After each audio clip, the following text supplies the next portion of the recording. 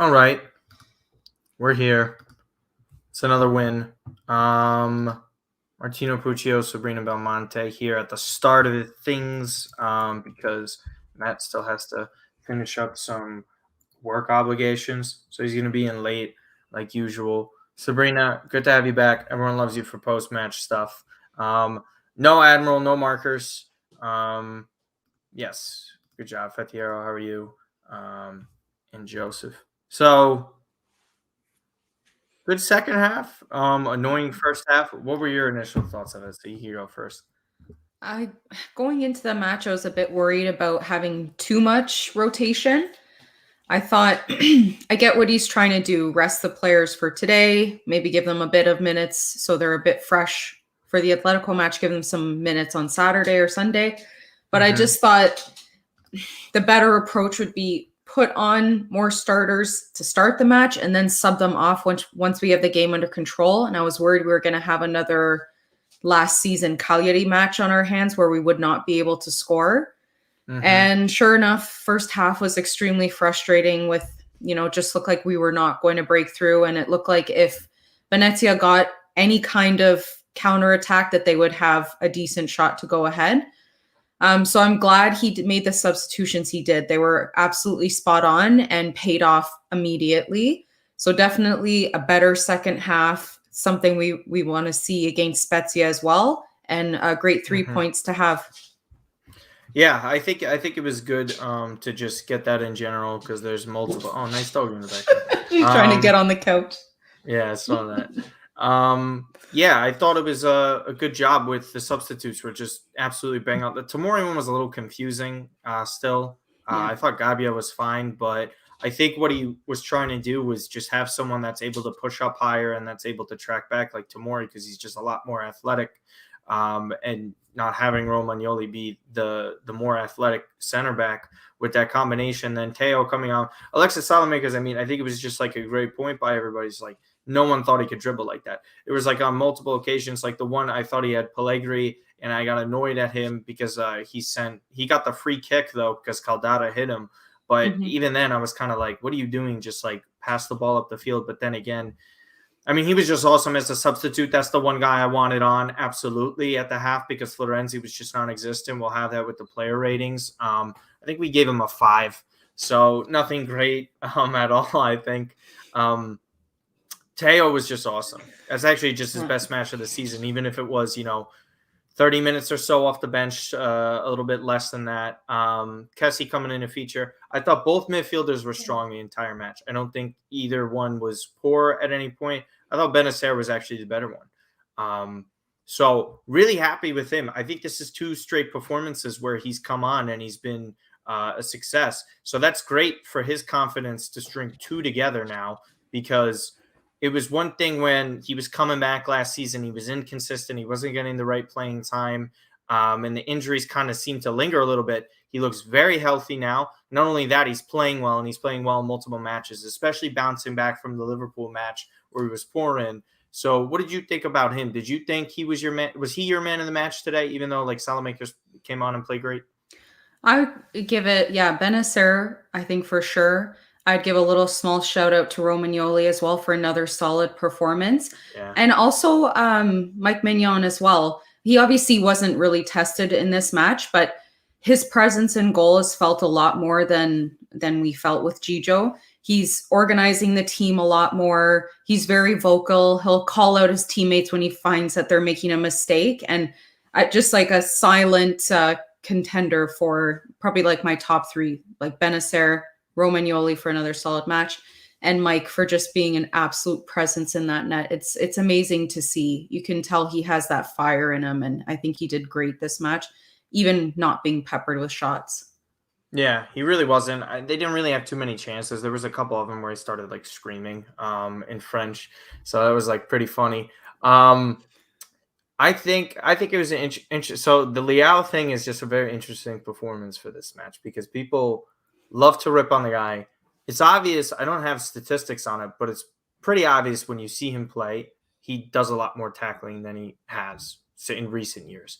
You see him lose the ball, but he tracks back and he recovers it. His dribbling's good.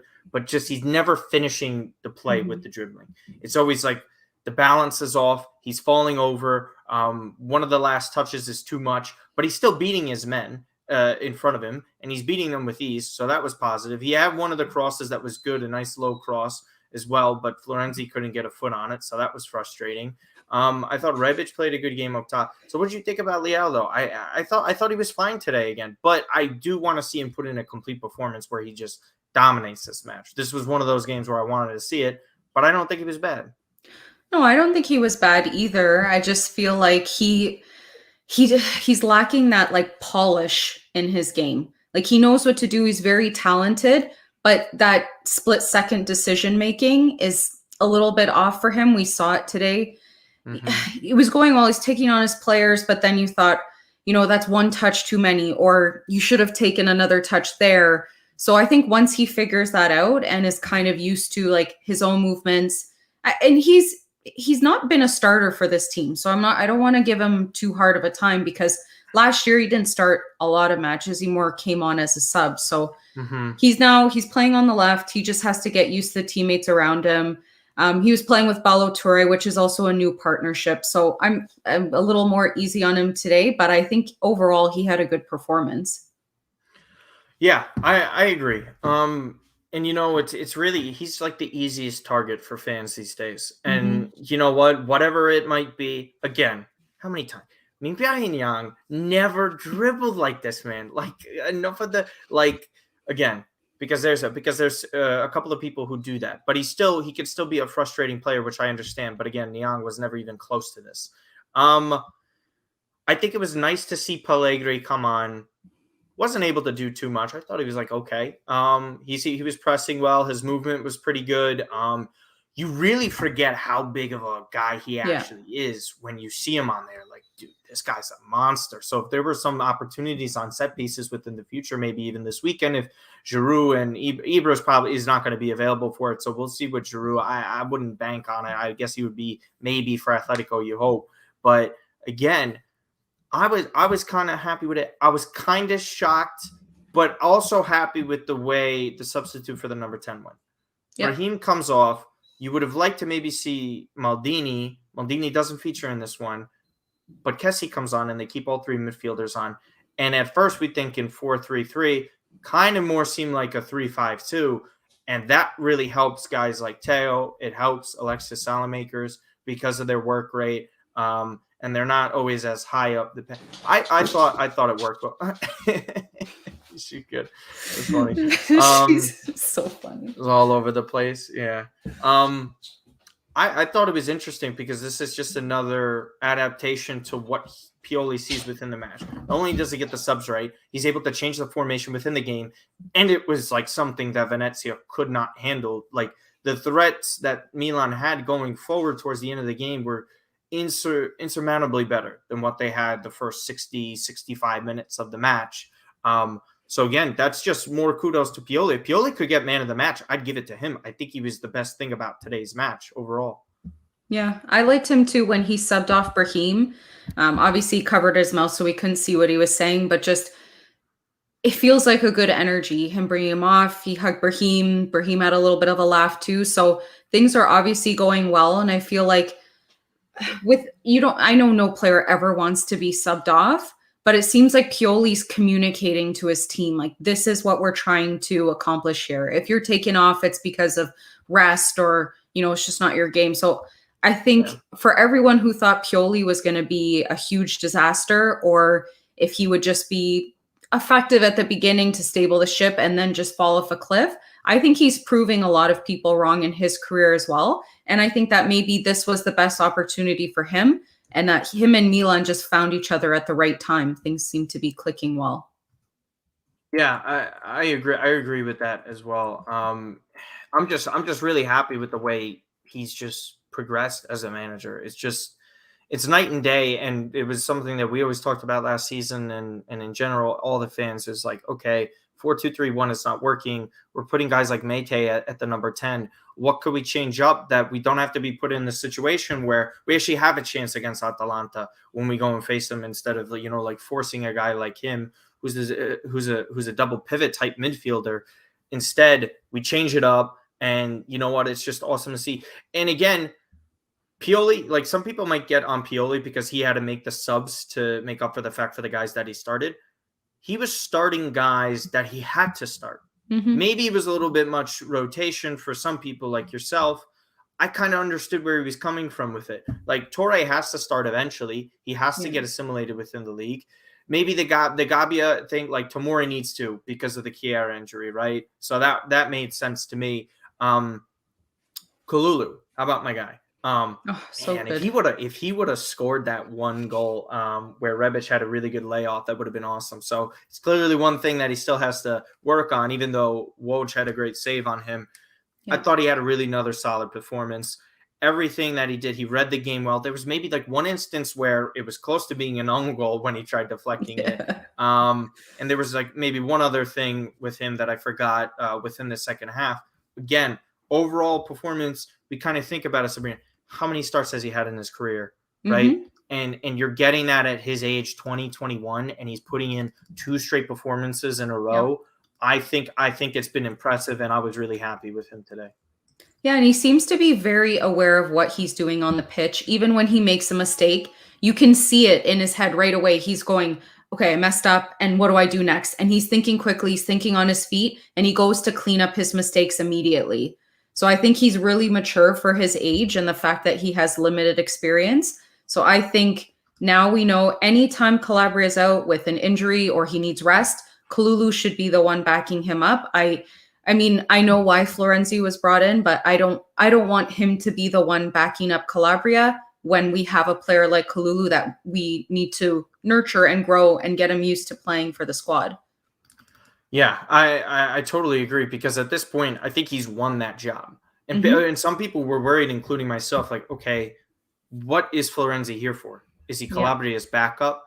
Is that what's happening here? Are they not happy with Kalulu's progress? Is Kalulu going to be that 5th option emergency as the center back? Like, what is his role going to be within this team? And as fate would have it, you take advantage of the opportunities that are given to you. You have to come in because Calabria is hurt. Florenzi isn't going to get the start, which was also the decision and faith coming from Pioli. You come in and you play great. And you make that position yours. You make it a difficult position for Pioli now, where he has to say, why would I start Florenzi? Florenzi had another poor game, even if he was on the right wing. He wasn't even doing the little things that you would ask from him, right? Let's give us great press. He wasn't even doing that. You see, it was night and day with Alexis. I think Pierre Kalulu has clearly cemented himself now, even if it's just 2 matches in a row.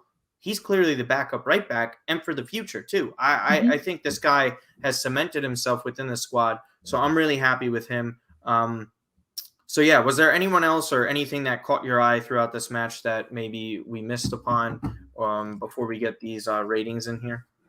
I was really impressed with Brahim. I think before the season, I was kind of worried that he was going to be our main number 10. And I don't want to bring up Hakan, but for the sake of comparison, between like seeing Brahim on the field versus seeing Hakan, I'm much more confident in him. I know he has a lot more consistency. He's the energy from this kid. I think that even if he's not creating goals, he's doing so much on the field. And I was so impressed with him throughout the season, but especially tonight, because it's one thing to say, you go to Anfield, the players are ready for it. They want to have a good performance. But when you're facing this side, a newly promoted side who we've traditionally struggled with in the past, you think, okay, are they going to play down to their level? Are they going to be frustrated that they can't get through? They don't have the space. And I think that he just has this never say die attitude. So I was also really impressed with him today. And I'm glad that he ended up getting that goal, and it was brilliant. Yeah, I mean, it was a great finish. I think that goal, and we could talk about that goal. Benacer, what a pass! I mean, it started with Alexis to Benacer, and again, that's why for me he's man of the match. And then Teo's cross was great, and then the finish by Brahim, because Brahim also messed up one of those shots where he tried one-timing in on a volley, which was just trying to do way too much again, like he's guilty of at times. The same thing with keeping his head down and not passing. Again. Just he makes up for it and he scores again. You see Hakan assist on a corner yesterday. Brahim scores again. Brahim has 3 goals. I think overall last season, again, if it wasn't just within all competitions, at least Serie A, Hakan only had 4 goals. We're looking at Brahim already with 3, and we're 4 matches in, and one of them was at Anfield as well. So again, you got to be so happy with the progress that he's had. And again, Sabrina, without a true striker with this, this is without a true striker. And they get a result against Juve at Juve, and then they get the win here at home 2-0, where the subs made the whole difference. And when you take away come away from this match, I think you could easily say, okay, before the match, you're making a lot of changes. They're playing a lot of minutes, but then you substitute on your other players, and then you win 2-0. So you're like, okay, we got some rest for our starters. They came on, they finished the job. We got the 3 points. That's all you could want, right? Because now you have more rest going into the weekend. I don't think Teo, I don't think Kessie, and all these guys exerted that much energy today when they came off the bench. So that's a huge plus for me. I think Kessie starts this weekend. I think it's a guarantee, and I think Tonali is the one who gets the rest.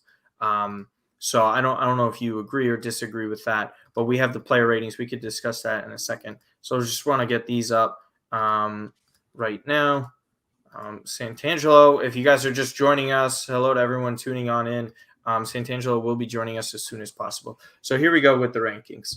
So everyone at the back, 6 for Gabbia. Vito had a lot of say in these rankings too. So he was at San Siro tonight. So shout out to Vito.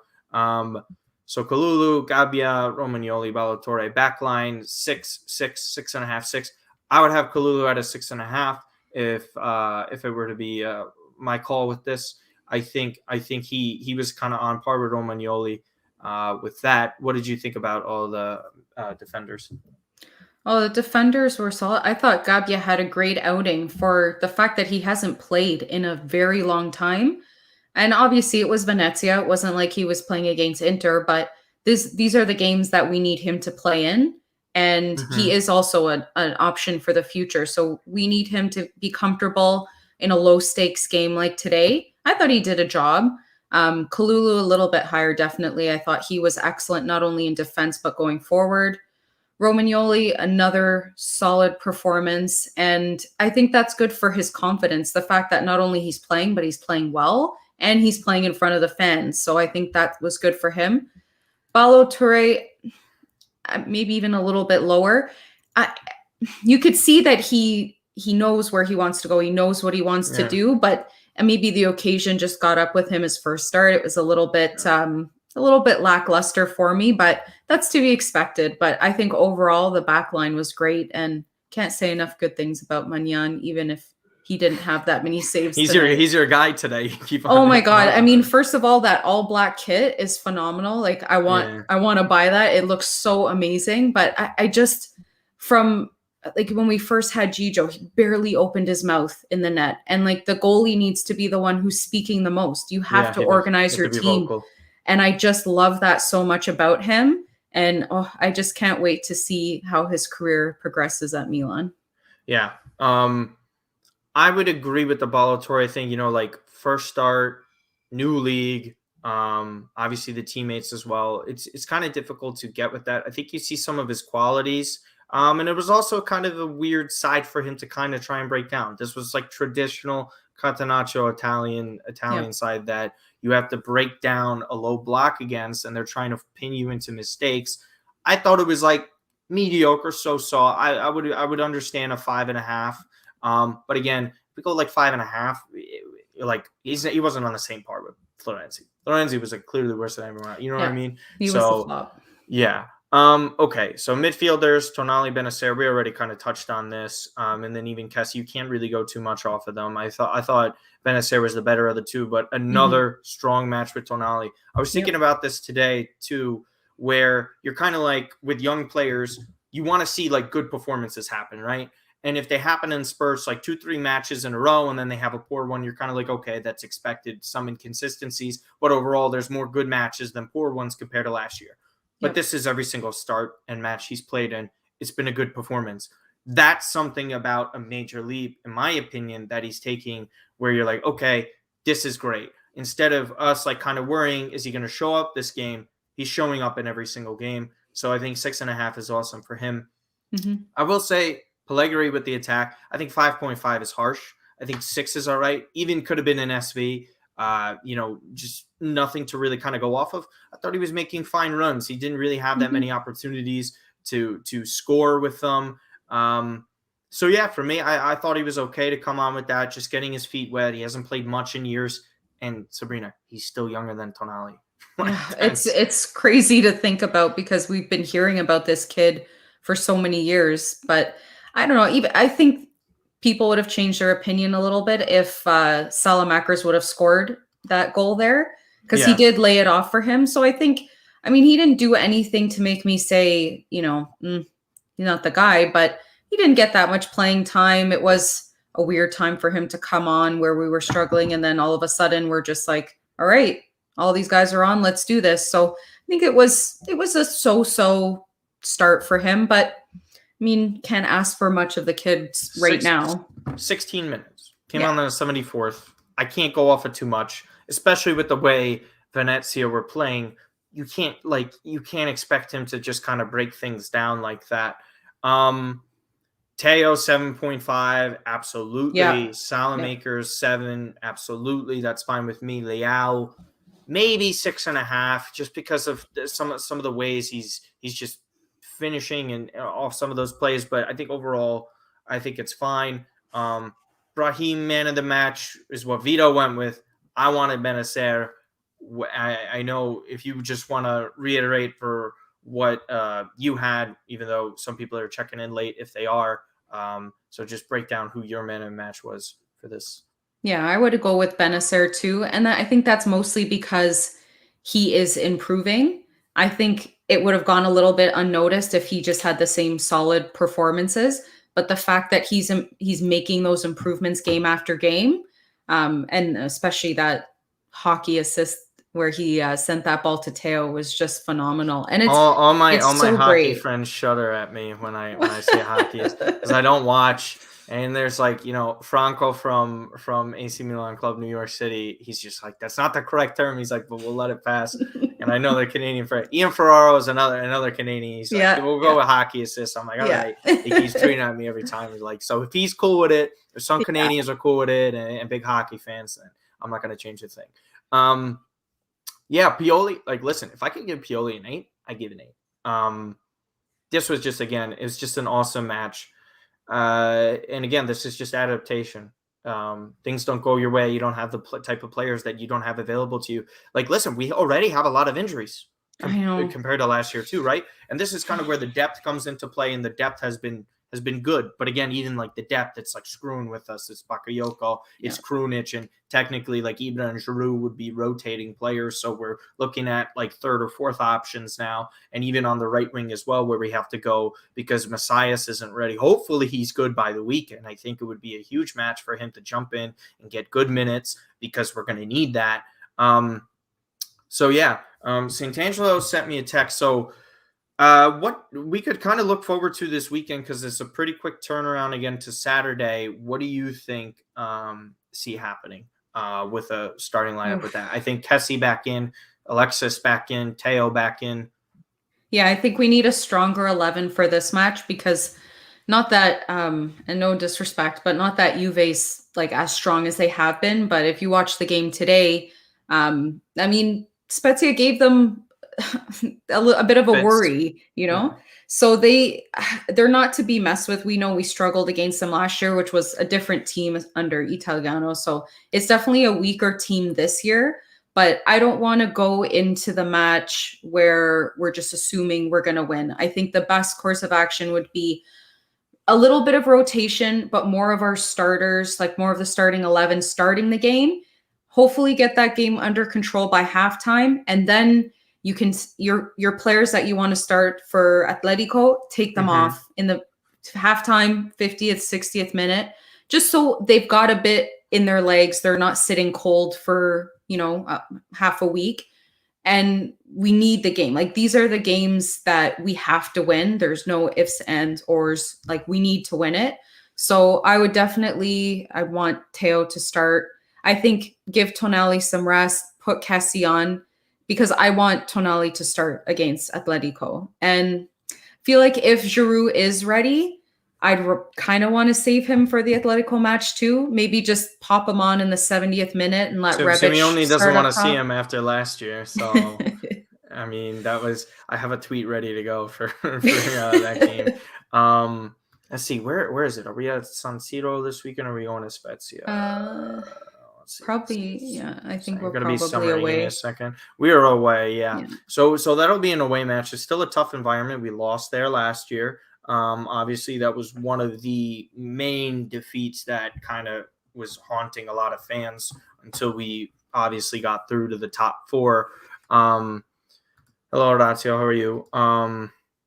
Spezia made them work, but like if you saw it, like Bonucci was garbage. Danilo, like giving the space that he gave on that goal was garbage. Like Juve, if they just gave more support to Chiesa today, they could have easily have had like 5. It really wasn't anything impressive in my opinion that I saw from Spezia. Obviously, that's just me, and I have kind of higher standards, and we should have higher standards when it comes to Juve. Like the amount of wages you pay with that team, and listen, man, like they struggled just to get 3 points out of a side that they should be beating easily. Allegri and this Juve have gotten off to a worse start than Milan's Giampaolo. Giampaolo's Milan, excuse me, right? Because they got a couple wins. We beat Brescia, we beat Genoa. So he was getting a couple wins there. And it also, by the way, outside of just Milan, they've had a very easy schedule for them. Yeah, like this was, I mean, there was Napoli, I believe, as well. But again, like I don't want to hear it. They've had their sides that they could have easily beaten. So again, that's important. We went pace with them. We didn't drop any points against them. We didn't drop any points against Inter, so we have to keep pace with that. I think it's okay and good that we did gain points on a team like Fiorentina, who could be in that Europa League discussion, and they could be kind of difficult. I don't think there'll be a top 4 competitor. Again, get the 3 points. And some of these other sides, like let's kind of take a look at what tomorrow's like, because a lot of those sides are playing, and let's see. Sorry. I know Napoli plays Sampdoria, Torino, Lazio, Roma, Udinese. Listen, we need Udinese to be a pain in the ass against Roma. We need Torino to be the pain in the ass that we hope them to be against Lazio. And then let's see, Sampdoria, Napoli. Napoli's good, man. Okay, so they're at Luigi Ferrari. So there's going to be disgusting bathrooms over there for some of those Napoli fans. Listen, those are some results that I wouldn't shock me, Sabrina, could go either way. Like I could see, especially the Napoli game. Yeah, I could see Sampdoria doing some damage against Napoli for sure. I mean, like we won 1-0, but Inter struggled against them. So this is not a team that's just going to be steamrolled. And that's like we're going to need Napoli to start dropping points eventually. They're right now the only team that has 100% win record. So we're going to need them to drop some points. And I think that this could be the game that they could, even if they don't lose, they could draw against Sampdoria, which would be great for us. Yeah, I really hope that's the case, just because of, we need a gain on them. They're in really good shape so far, and they look like the best team. Them and Inter, I think, look like the best. I think we're right in that conversation too. But even then, it's more so about how good Napoli and Inter have been, not so much about Milan. Yeah. So again, we haven't had like the easiest of fixtures yet. I think this was the first really easy one that I think we could say is like, okay, this is a must win. There's no excuses. This should just be a win when you circle it on the calendar. We're tied for first at the moment with games played with Inter. We're scoring goals still. How about the defense this year though? Like we talk about the side just overall, like we need to score more. Our attack's going to be weak. Our defense is strong. Mm-hmm. Like what? We had a stupid mental lapse against Juve and Cagliari. And those are the only 2 goals conceded so far. And I wouldn't even necessarily put them on the defense outside of Teo overcommitting, but also Salamakers overcommitting against Juve. That caused that goal to happen. Even that goal too, it was Kessie asking for the ball, but he was flat on his feet. If you're asking for the ball, you have to be prepared to collect it. So that's partially on Teo for not getting the ball strong enough to him, but also on Kessie for just letting it go and then not trying to track back too. But I don't know. I feel like even like set pieces, corners, I'm not as worried about this year compared to last year. You're saying defending? Yeah, for us. Last year was always like, okay, we could concede here, especially in a corner. Corners haunted my dreams last year. And this year I feel so much more confident. Like when Venezia had that corner late in the game, and I thought, I think we've got this. Like, obviously, we're not going to be perfect. We can't win every single game. We're not going to get a win and clean sheet every game. But I feel much more confident this year in our defense than, God, I have in probably a decade. I mean, yeah, I guess I think overall trust within the group itself. I think I have. It's not even just the defense, but even with Mike so far, I don't have any like the moments where I'm gasping like I did with Gijo at times. Oh my God. Like, yeah. Don't do definitely. That, man. So that I think that's been important. And then it's just see Romagnoli go back to the way he was. So I'm gonna ask a question. I think it's an interesting question. So our depth is clearly better defensively. There's no doubt about it. Midfield depth, I think there's more quality with theirs overall, but our starting midfielders can go toe to toe with theirs, especially with this Tonali. Attack is not even close. Napoli's is like clear.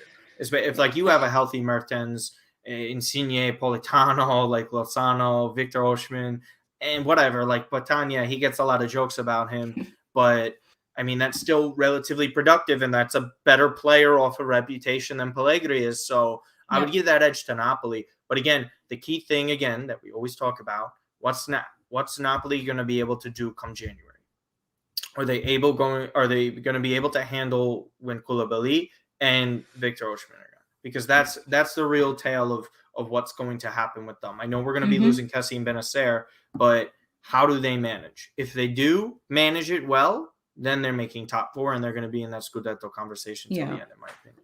I feel like with them, they have a huge hole once Koulibaly's gone, and he covers a lot of mistake. Like he can make up for a lot of goalkeeping errors that they do have. So not having him there will be really, really dicey for Napoli. And Osimhen is, oh my God, he's amazing. So him not being there, Mertens is no slouch, obviously, but there's just no comparison. He could stay healthy, but even then it's like, can you stay healthy? Shoulder surgery hasn't made an impact this season. How does Insigne's legs hold up? Because he went really deep in that international tournament with Italy. And the guy's playing a lot again. I really love Insigne. He's probably my favorite player outside of Milan in the league. So again, Bruno Tonali, maybe. We'll see. I mean, it kind of worked. It handled off some of the games. But we'll get there when we get there. So it's so early, so we're not going to really worry about January at the current moment. So maybe we'll just wrap up with the next couple of fixtures for us. I believe it's just Spezia, then we have Atletico, and then I believe it's Atalanta, and then there's an international break. So yeah, for me, I'm like kind of okay. Like I'm not worried about Atalanta like that. Atalanta does not worry me. I think the exaggeration about Atalanta and facing them is so overblown because of a 5-0 game, and that's literally it. Every other single time we still play them, scarred. I don't give a damn about scarred. That one. That meant nothing to me at the time. The season was dead already, and it was probably one of the more humiliating defeats. But to me, it was kind of like, move the hell on. It was 5-0. It's a game you toss out. You don't watch any film of it. So I'm pulling it up right now. Sorry, some of these sites are annoying. So Spezia, Atletico, Atalanta, Verona, Porto, Bologna, Torino, Roma. October's not that crazy. So after Atalanta, it's that 2-week break. So Rebic apparently is not going to be called up to it already, they said. So that's honestly good for us. That's good for us. Especially for him at the moment. Happy birthday to him, by the way. I believe if his birthday was either today or yesterday, happy birthday to him. It's kind of weird sometimes when they tweet it out. It's like 6 p.m. over here. The time difference, yeah. But yeah, I don't know. Anything else before we head on out? We really appreciate you hopping on again with us. Everybody loves you. You're the favorite for post-match stuff, as always. You already know that. Yeah, I don't know. I hope we do well against Spezia this weekend. I feel like now is the time where we have to pick up the bulk of our points. We saw how valuable that was last year, especially for teams like Atalanta and an Allegri Juve. Allegri usually starts the season slow. I know that it's a much different team, but they'll probably start picking up points in the new year. Atalanta always heats up, maybe their doses come They through. do. They always start slow, But they pick up. So these kinds of games, especially, it'd be an improvement on last year to get points against these sides that are threatening to be relegated. So hope we do well. I think we'll have a really good outing against Atletico as well. And hopefully more players are match fit for them, because otherwise we're in for some trouble if we continue with these injuries. But I think we'll have a great next few games. I think we could survive it. Krunic is supposed to be back relatively soon. I think he might be back by Atalanta, and the same for Calabria. Kier's supposed to be back for Atletico, so there's some good stuff on the horizon. Late scratch today, but yeah, Santangelo won't be able to join us, unfortunately. And we've basically run out of stuff to talk about. It's like the 37 minute. We're talking about Atalanta in a few weeks, so that's all I could say there. Yeah, so Sabrina, again, if there's newer people that don't already follow you, I'm just going to put it again on the ticker. Just let them know where they could go follow you and the work you have. Yeah, follow me on Twitter at Sabrivi10. Still keeping an eye out. Milan haven't released their financial statements yet, but definitely interested to see that one around. So I'll be putting out a little bit of a breakdown on that when it comes out.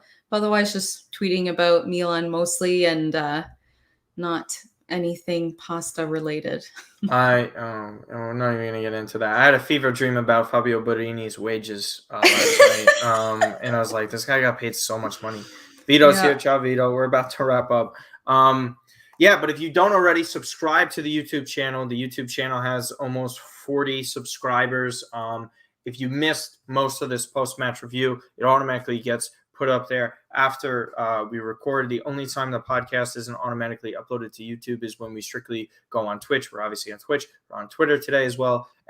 So it's just Milan Reports on Twitter there. Also, if you don't follow the stream already, just follow us.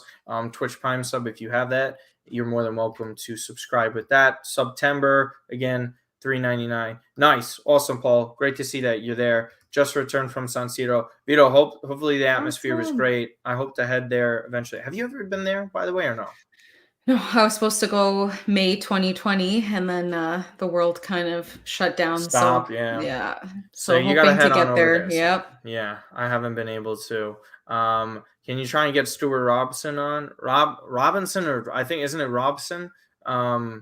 Maybe, but I know who you're talking about. Great commentator. I mean, I could try. I don't know. Listen, just because there's a blue check mark doesn't mean people still pay attention to me. That's not the way it goes, unfortunately. Emotes, yeah, if we can. I don't know how to really make them. Bonini, listen, I'll get into the wages. We won't go down that hole. And Nate, if you show up for that, that's awesome. Hopefully you can. Awesome. That'd be a great one. Hopefully you can make it out over there. I don't know when I'm going to be able to do that. But hopefully one day I can. Yeah, other than that, you can follow me on Twitter at Martino Puccio. Follow Milan Reports com, C-O-M on Twitter. That's the Milan Reports account. You can go follow Vito on Twitter at Vito Angela, and go follow Santangelo at Matt_Santangelo. He's the guy who always does the please win tweets. And he just put out another one with Benacer. This guy goes to tell me, oh, you should list out the Benacer stats and tweet it out. I'm like, I'm probably going to be busy with the show. He's like, yeah, but just do it later or something. Guy goes and tweets it out himself. So there you go, buddy. You got that fella. And I honestly, I told him to do it anyway. So I was like, don't wait for me to go do that. So so hopefully that tweet bangs. I want to just check real quick how many likes he got with the please win. He's averaging over 1,000 now. It's disgusting. There's a cult following now for the please win tweet. Oh, not too many today. Only 398. Wait till the Atleti match. I think it'll be a lot more for that one. He's inconsistent when he tweets it. Too slow, chump. Hey, I told you I had to do it after the podcast. I do too much. You're so annoying. It's so annoying. It's like an older brother at this point, But except when your older brother's 37. Yeah, that's it. Matt's not even 30. Yeah, anything else? Final thoughts before we go? I'll let you go. And your dog looks like she needs some attention soon. Yeah, she definitely does. Poor thing had surgery last week. So, yeah. Is she good? She's all good? Yeah, she's okay now. But, yeah, enjoy watching Milan with her and hope we can get the win this weekend. And, it would be so nice to get a result against Atleti. So, hoping that they come out swinging and really, I'm not going to make a prediction, but I'm really hoping that we get a result in that game. Yeah, we're going to have Kush on for that. Hey, listen, I tried with James Horncastle, Admiral. He answered one email, said he was on holiday, followed up, never got an answer since. So, and I followed up twice. So, oh well. And I even tried saying, like, I'm on the Athletic too. And he's like, yeah, sure you are. So yeah, that's pretty much it. So hopefully we do get that result against Atletico Madrid. The last team Milan played in the Champions League at San Siro was Atletico Madrid. So hopefully it goes better than last time. Kaká was on that team. Hopefully that would be awesome to see him in the stands if he could do that. Admiral, I don't know, man. I don't know some of these guys you're listing. I'll try and get some guests if we can. Thank you, Sabrina, so much for coming on. Thank you for everyone for tuning in on all platforms, YouTube, Twitter, and Twitch. Other than that, we will see you on Friday for the Spezia match preview. Thank you.